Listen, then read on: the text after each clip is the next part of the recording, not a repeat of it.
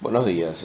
Bueno, en esta clase vamos a encarar el tema de la inflación y cómo afecta a las relaciones financieras. Fundamentalmente, lo que queremos establecer es en una operación que tiene una tasa de interés o un rendimiento a ganar, quiero establecer cuánto gano realmente. ¿Qué significa esto? Por ejemplo, nosotros sabemos que el dinero es un medio para comprar bienes, no es un bien en sí.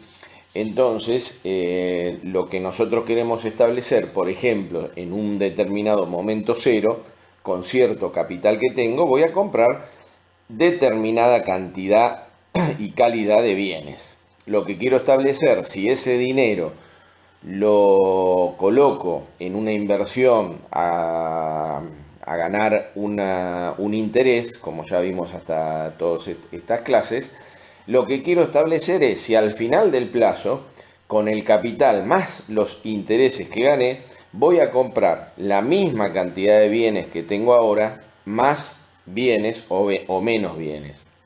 El objetivo entonces, por supuesto, cuando yo invierto algo y gano, es que al final de ese plazo, ¿sí?, que invertí el capital, con el dinero obtenido esté en una situación mejor que la que estoy ahora. Quiere decir que compro más bienes que los que hubiera comprado ahora.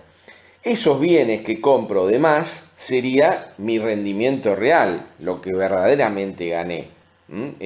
Si llego a comprar menos, significa que entonces obtuve un rendimiento negativo, una tasa real, la llamamos. Entonces, ahora vamos a encarar todos los aspectos que vimos hasta ahora, pero incorporándome el tema de inflación para ver entonces y analizar la realidad de la operación en función de esto que le digo, que en definitiva el objetivo es tener más cantidad de bienes que cuando inicié la operación en el momento cero.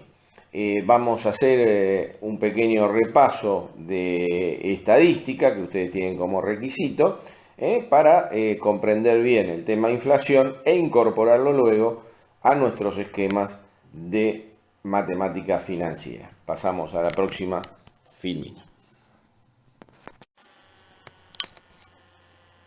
Bien, vamos a ver un tema entonces que nos va a servir como utilidad para calcular inflaciones rápidamente entre periodos, que es lo que se denomina, que ustedes vieron en estadística, números índice. Estos índices de inflación que los puede preparar, por supuesto, los más conocidos son los que hace el Instituto de Estadísticas y Censos Nacional, que es el INDEC.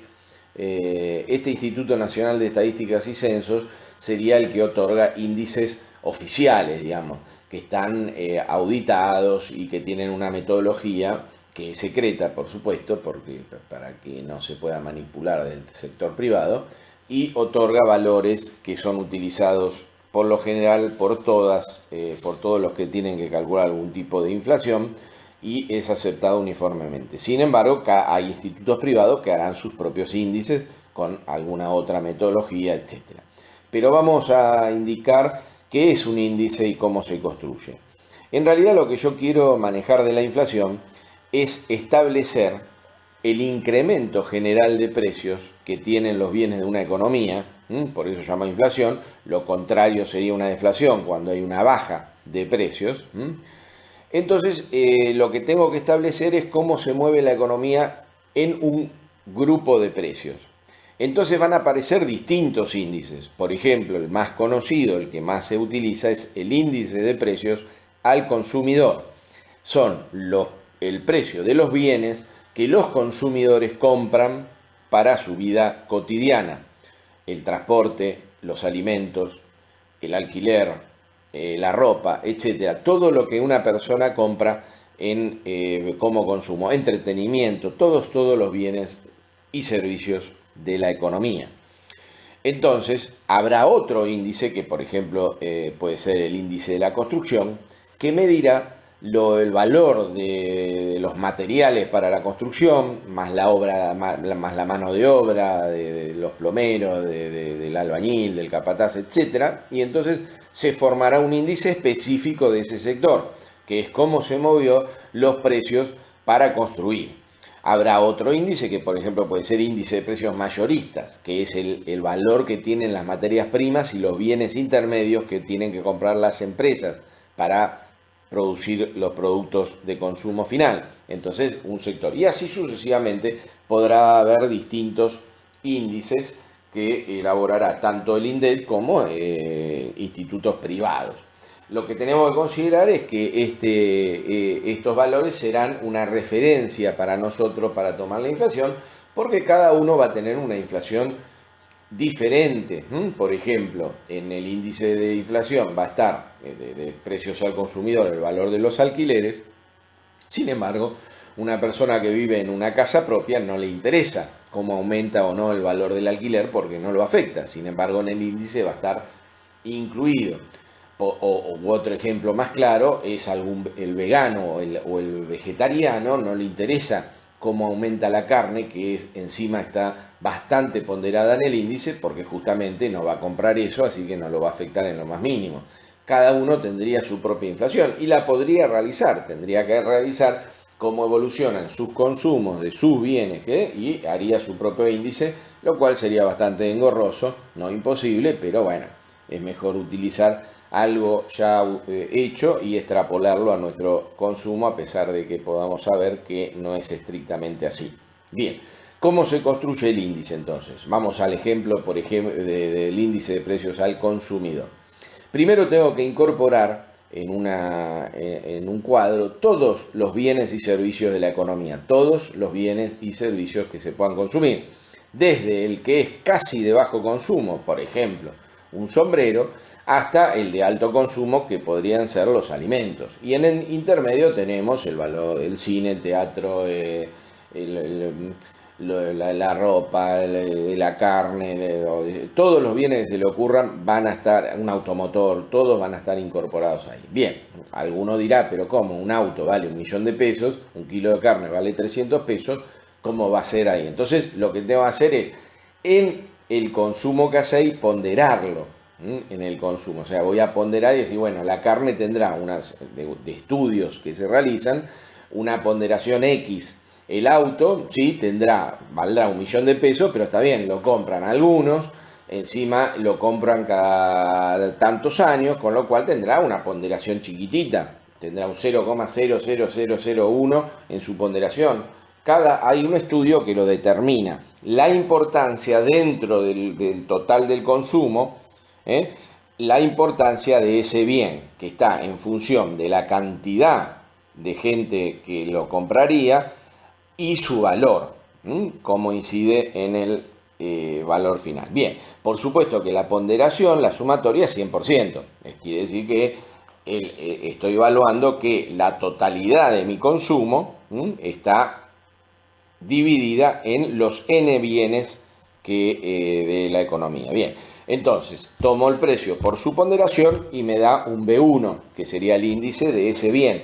El índice de B2, el índice B3, etcétera, etcétera. La sumatoria me va a dar un índice que lo denomino I mayúscula. Recordemos que las letras mayúsculas determinan valores absolutos. Entonces esto sería un valor 1.000 y pico, que sería la sumatoria de todos los bienes con su ponderación. Entonces diría que esta persona va a gastar 1.100 para comprar todos esos bienes en función de la ponderación y el análisis que se ha determinado. Es lo que se denomina como sería la canasta de todos los bienes, cuánto vale toda la canasta en ese momento. Bien, entonces, para determinar, digamos, como norma, el valor de un índice para un determinado mes, porque ahora vamos a tener para cada mes, aparece una problemática. Si yo haría la encuesta un día, podría ser que justo ese día es un sábado, que ustedes saben que hay promociones, descuentos, etcétera, en los distintos comercios, entonces afectaría. Después, todos los demás días es otro precio, entonces estaría como engañado el índice. Para evitar este problema, mundialmente lo que se hace es un promedio.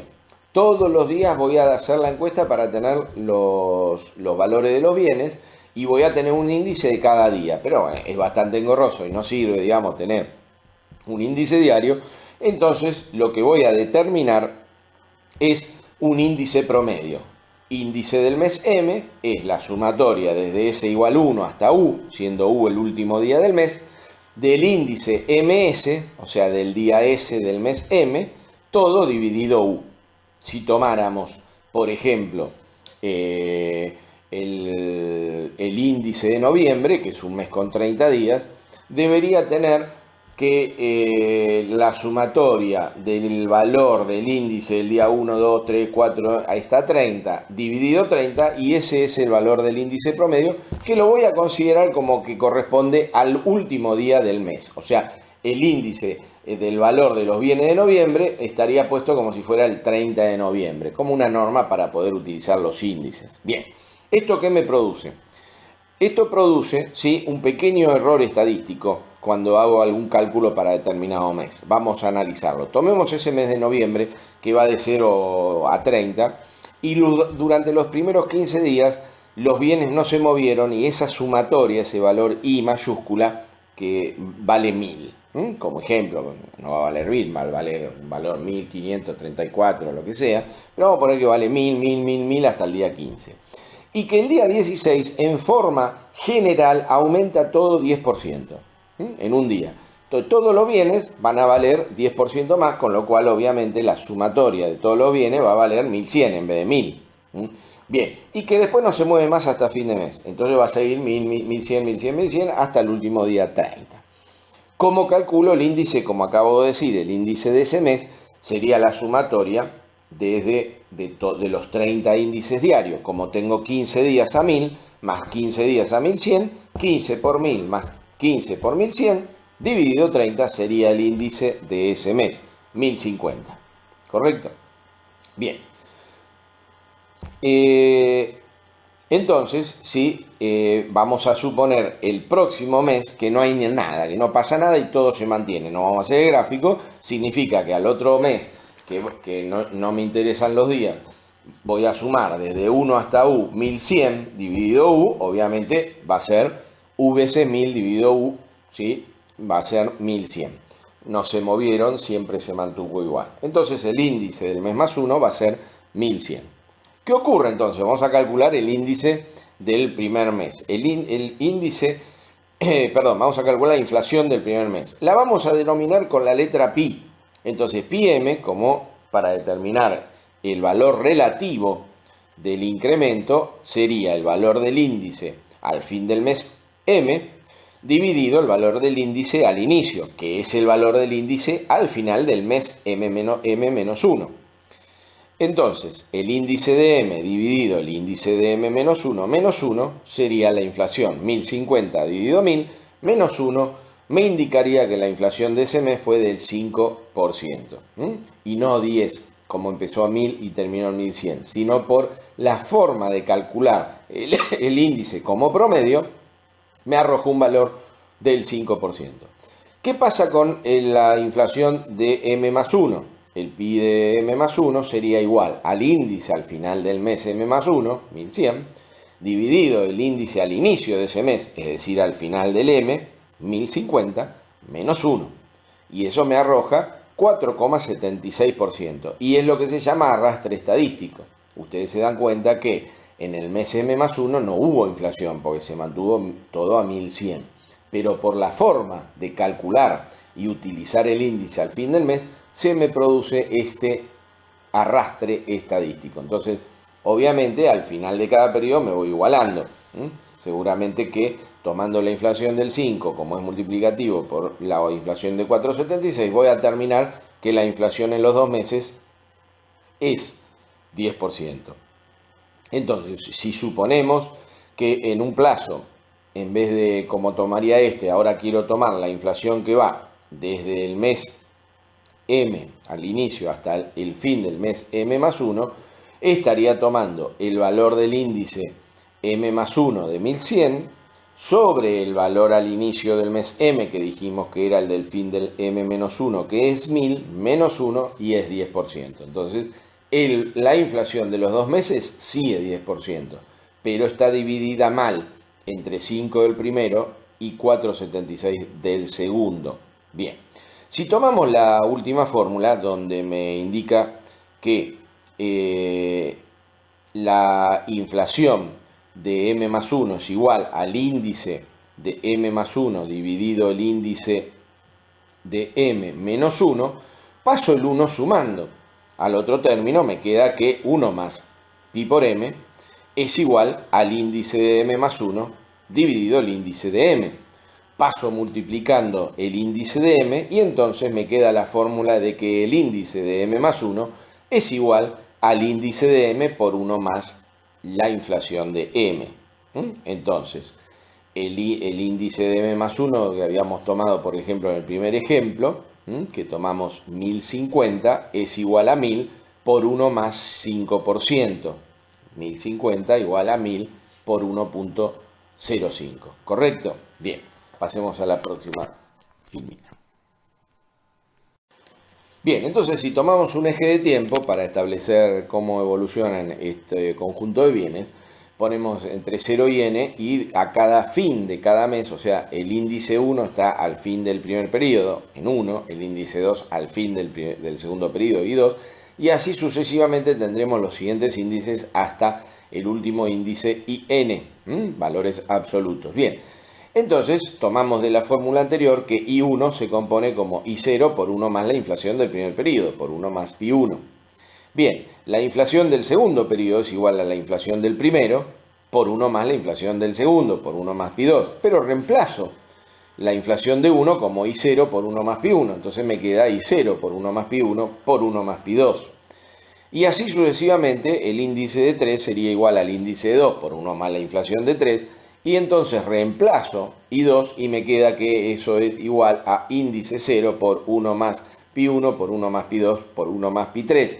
Y así sucesivamente obtendría que el índice del momento n sería igual al índice del momento 0 por el productorio desde s igual a 1 hasta n de 1 más pi s, de la multiplicación de 1 más la inflación de cada periodo. Entonces vemos cómo en el caso anterior, lo podemos comprobar rápidamente, la inflación del periodo 2, o sea que habíamos tomado, era igual a la inflación inicial, al índice inicial por el productorio desde s igual 1 a 2 de las inflaciones. Entonces 1100 es igual a 1000 por 1.05 por 1.0476 y eso me va a dar el índice de 1100.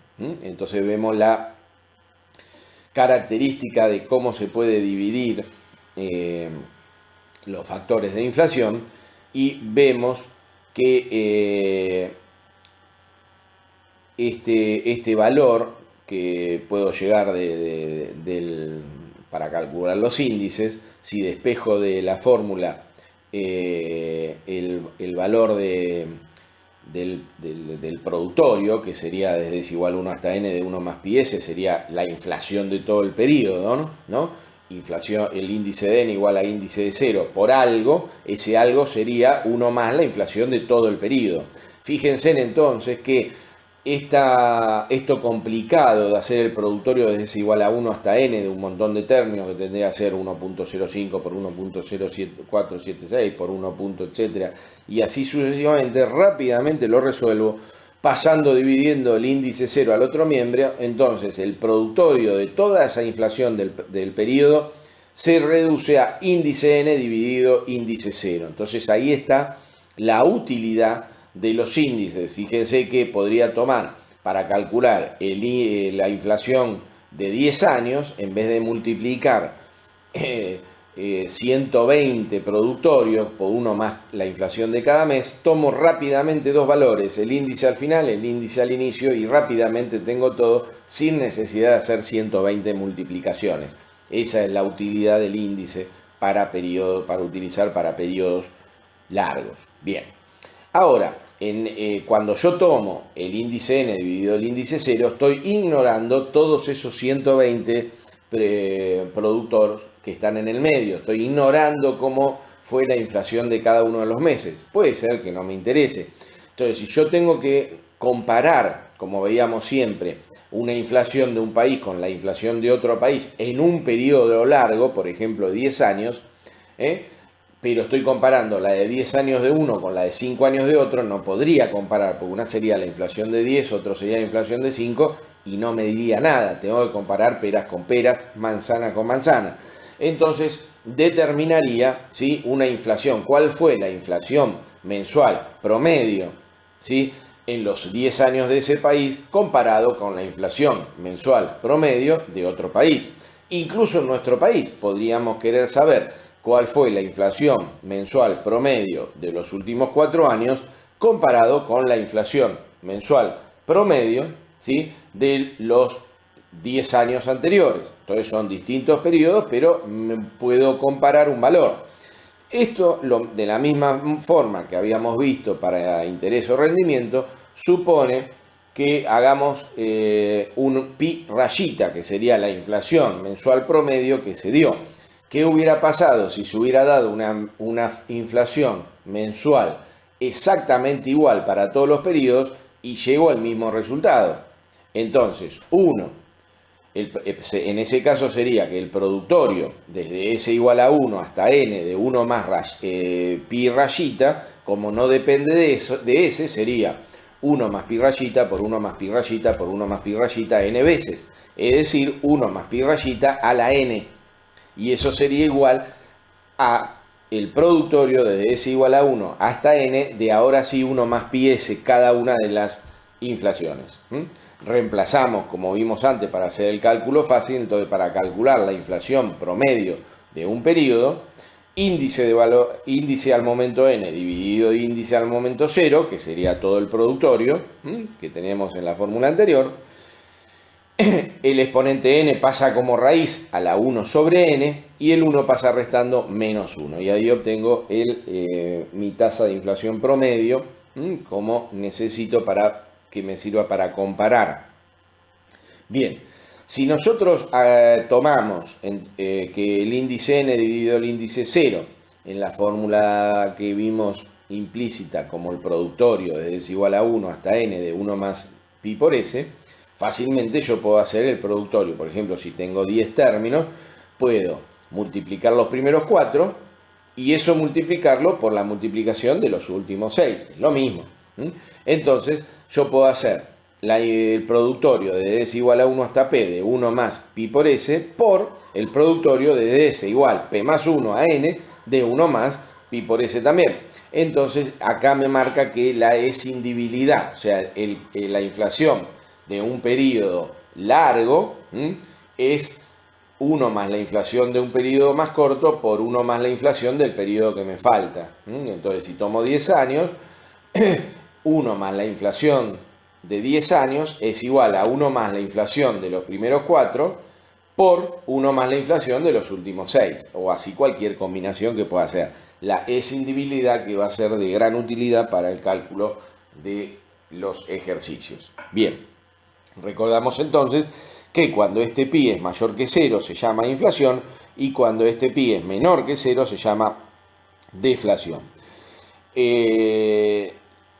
Después, el tema de las fórmulas funciona exactamente igual, nada más que cuando tenga 1 más pi por s, obviamente me va a quedar 1 menos, porque el pi tendrá un valor negativo y entonces lo reemplazo. Es útil, no tiene nada que ver con el más de la fórmula, sino con el signo de el pi. Entonces tendré, si tengo 5% de inflación, 6% de inflación y menos 2, para tomar la inflación de los 3 periodos tomaré 1 más 0,5 por 1 más 0,6 por 1 menos 0,02 y obtengo entonces el resultado de 1 más la inflación de los 3 periodos.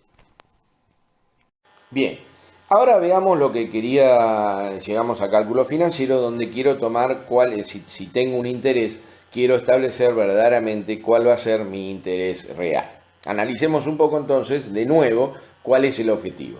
Vamos a poner un momento 0 y un momento 1. Ahí en ese momento voy a tener una B mayúscula 0 y una B minúscula 1 en 1. Esto es el valor del bien o bienes que quiero comprar en el momento 0 y cuál va a ser el valor de esos bienes en el momento 1, B1.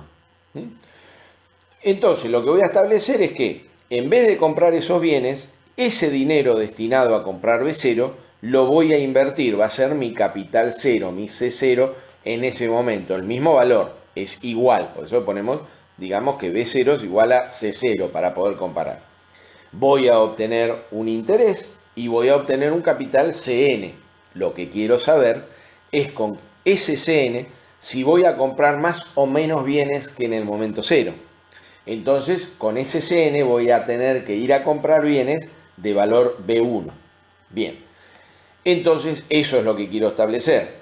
B1 entonces va a ser igual a B0 por 1 más la inflación. O sea, si el B0 de este momento vale 1000 y en momento 1 la inflación fue 10%, ese bien va a valer 1100. Entonces, para poder claro, vamos a poner que voy a comprar un televisor que vale 1000 pesos. Voy a terminar comprando un televisor al final que vale 1100. Entonces, ¿sí? Como nosotros conocemos, voy a tener ¿cuánto voy a tener de dinero para comprar el televisor que vale 1100 en el momento 1? CN igual a C0 por 1 más I, que era la fórmula. Ahora nada más que le vamos a poner un supraíndice de una A mayúscula para establecer que esa tasa es aparente. Aparentemente gano eso, pero tengo que ver cuánto es realmente, si me va a servir para comprar televisor y me va a sobrar algo o no. Entonces es aparente una utilidad. Entonces C0, CN es igual a C0 por 1 más IA.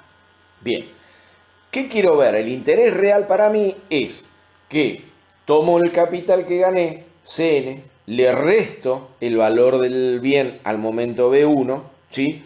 Y entonces si me sobra, gané, si me falta, perdí. Si tengo más de 1100 pesos, gané. Porque aparte de comprar, de tener el televisor como al momento, si yo hubiera comprado el televisor al momento cero, tendría el televisor y 0 pesos. Si tengo más de 1100 al momento 1, voy a tener el televisor y encima unos pesos más, con lo cual voy a estar en mejor situación que al momento 0. Sin embargo, cuando llego al momento CN es menor que 1100, no voy a poder comprar el televisor, con lo cual voy a tener que poner plata, voy a estar en una situación peor que al momento 0. Entonces ahí vemos la utilidad de conocer esta tasa de interés que vamos a poner un supraíndice R para ver qué es la tasa real. Entonces, ¿cuánto gané realmente? CN menos B1. Eso es verdaderamente lo que en mi situación en el momento B1 voy a establecer. ¿Cuántos bienes más o menos voy a comprar, pero a valor B1? Bien, entonces el interés minúsculo, porque ahora es una tasa relativa, R es igual a CN menos B1, lo que gané o lo que perdí, en términos de B1. ¿Cuántos televisores más o menos voy a comprar? Ya no me interesa B0. Cuando me interesa cuánto compro de más de los bienes que hubiera comprado al B0, que ahora valen B1. Entonces la tasa de rendimiento real es igual a CN menos B1 dividido B1. Bien, reemplacemos ahora esa tasa, esa fórmula. La tasa de rendimiento real es igual. ¿Qué es CN? C0 por 1 más IA. Menos, ¿qué es B1? B0 por 1 más la inflación, 1 más pi. Todo dividido, B0 por 1 más pi, que es B1. ¿Qué pasa? Recordemos que C0, ¿sí?, es igual a B0. Entonces, C0 por 1 más IA dividido B0 por 1 más pi, simplifico, ¿sí?, y me queda que 1 más IA dividido 1 más pi. Menos B0 por 1 más pi dividido B0 por 1 más pi es 1, menos 1, ¿correcto? Ese 1 lo paso sumando al otro término. Entonces me queda 1 más la tasa de rendimiento real es igual a 1 más la tasa aparente, IA, dividido 1 más la inflación.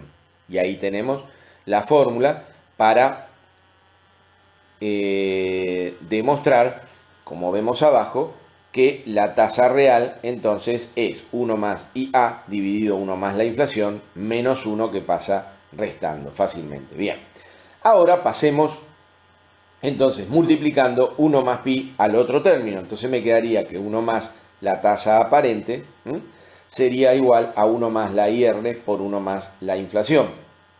¿Correcto? Bien. Entonces, nosotros vemos que la tasa aparente que me dan, que es la tasa que gano hasta la clase anterior que veíamos sin inflación, se divide en dos.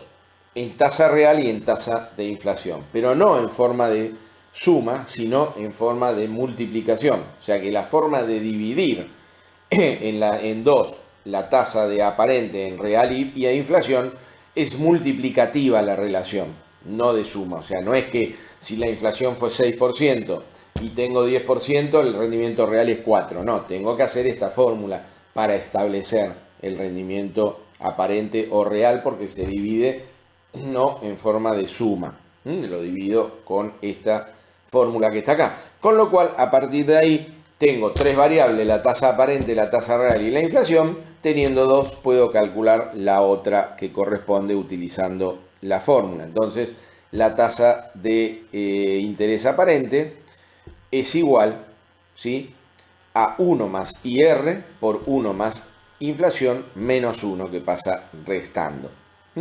¿Correcto? Recordemos que también la tasa aparente es igual a Cn dividido C0 menos 1, que es lo que veíamos en las clases de interés. La tasa aparente la puedo calcular teniendo los valores o teniendo la tasa real y la inflación. La tasa real entonces, 1 más la IA dividido 1 más pi menos 1. Y por supuesto, ¿sí?, del otro lado, si tomamos la fórmula de 1 más IA, paso dividiendo 1 más IR y restando el menos 1, la inflación es igual a 1 más la tasa aparente dividido 1 más la tasa real menos 1. ¿Ok? Recordando también que la inflación es igual al valor del bien al momento 1 dividido el valor del bien al momento 0 menos 1. Para obtener entonces las igualdades que necesito. ¿Correcto? Por último, entonces, vamos a ver que si yo tengo una tasa aparente, como veíamos en interés compuesto, de 1 a 10, también es igual a la tasa aparente de 1 a 4 por la tasa 1 más la tasa aparente de los otros 6 periodos. Entonces, acuérdense que la escindibilidad funciona, y la escindibilidad funciona para cualquiera de estos términos. Entonces, para tomar 1 más i aparente a la n, la puedo dividir en 1 más ia a la p por 1 más ia a la n menos p. De la misma forma los otros, entonces 1 más ir a la p por 1 más ir a la n menos p por 1 más inflación a la p por 1 más inflación a la n menos p. Esto que parece una obviedad es importante porque lo único que tenemos que tener en cuenta es que en ambos miembros, ¿sí?, en ambos miembros siempre tengo que manejar el mismo plazo. O sea, si en el primer miembro tengo 10 años, en los segundos tengo que tener la tasa real, o sea, el factor de capitalización a tasa real para 10 años y la inflación de 10 años también, 1 más la inflación de 10 años también. Siempre tengo que tener la misma cantidad, no puedo poner 10 con 4 y 5. Entonces, si tengo una tasa de 4, me falta multiplicar por el factor de capitalización de 6 para igualarlo al del primer miembro. Siempre tengo que tener los mismos plazos, aun cuando en el medio utilice otros. Por eso uso la escindibilidad en uno o en otro. Podría tener la tasa aparente para 10 años, 1 más IA, que corresponde a 10 años, y podría tener la tasa de inflación de 5 años, entonces tendría 1 más IR, también si fuera anual, a la 10, para igualarlo al otro, por 1 más la inflación de 6, por 1 más la inflación de 4. Lo hago como quiero, pero siempre la sumatoria de los exponentes con respecto a la sincronización de la tasa que tengo dentro del paréntesis tiene que dar el mismo plazo. Es decir, si en la I aparente es relacionada a un año, y lo tengo elevado al 1, un año por 1, un año. Si en el otro término tengo la tasa real, por ejemplo, semestral, elevado a la 2, también lo tengo por un año y corresponde, porque son semestres por 2 semestres, un año. Si después tengo la tasa de inflación, 1 más la inflación mensual, lo tengo que elevar a la 12, porque entonces, como es mensual por 12, también es un año. Y entonces ahí puedo igualar 1 más IA anual por 1 más IR2 semestral a la 2 por 1 más la inflación 12 a la 12. Todo es anual. Sin embargo, cada una de las tasas están relacionadas a otros plazos distintos. ¿Correcto? Bien. Recordemos entonces que la tasa aparente que habíamos visto en interés simple o en interés compuesto, no importa cuál es el régimen en el que nos movamos, siempre tiene que ser positiva, no puede ser negativa, no hay tasa costo del dinero negativo, en principio. Entonces, eso no puede ser negativo. Sin embargo, la inflación dijimos que puede ser positiva o negativa, inflación o deflación. Si es igual a cero, no hubo inflación ni deflación. Y la tasa de rendimiento, entonces, en función de esta combinación, puede tomar cualquier valor. Puede ser mayor que cero si obtuve una ganancia, compré un poquito más del televisor.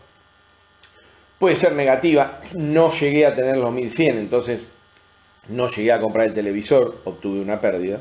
¿Sí? O puede ser cero, obtuve exactamente lo mismo para comprar el televisor, entonces estoy en la misma situación al momento 1 y al momento 0. Entonces la tasa de rendimiento real fue cero, ni gané ni perdí, fue lo mismo. ¿Correcto? Significa en ese caso que la inflación fue exactamente igual a la tasa aparente. Es decir, el televisor subió 10% y yo deposité el dinero y gané 10%. Entonces estoy igual. ¿Correcto? Bien.